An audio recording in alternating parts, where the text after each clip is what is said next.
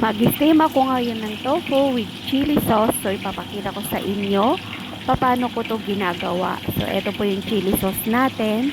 Mag-scoop po tayo ng isang maliit na, gamit tayo ng isang maliit na kutsara at ipahid po natin dito sa ibabaw ng ating tofu. Yan, hiniwa-hiwa ko na po yan. Inalis ko na sa kanyang lalagyan. So, ganito lang po yung gagawin natin at mamaya ay i-steam natin ng 5 minutes. Sa oven ko po siya i-steam. So, lalagyan ko po ng chili sauce lahat tong nasa plato. Medyo marami kasi marami kaming kakain at gustong gusto nila yung pagkain na to, yung ulam na to. So, dinadamihan ko talaga 3 pack yung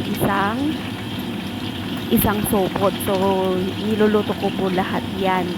At mamaya po ay i-ready na natin yung ating oven at doon natin i-steam yung ating tofu.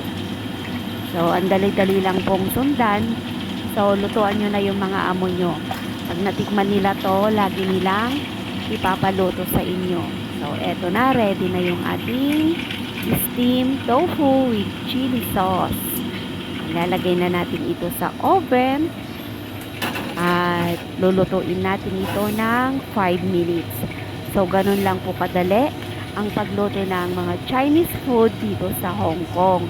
Hindi po siya mahirap, lalong-lalo na kung mahilig sila sa steam. Hindi na siya mamantika, hindi rin siya mahirap hugasan. So, yan, takpan na po natin at iluluto na natin yung ating steam tofu.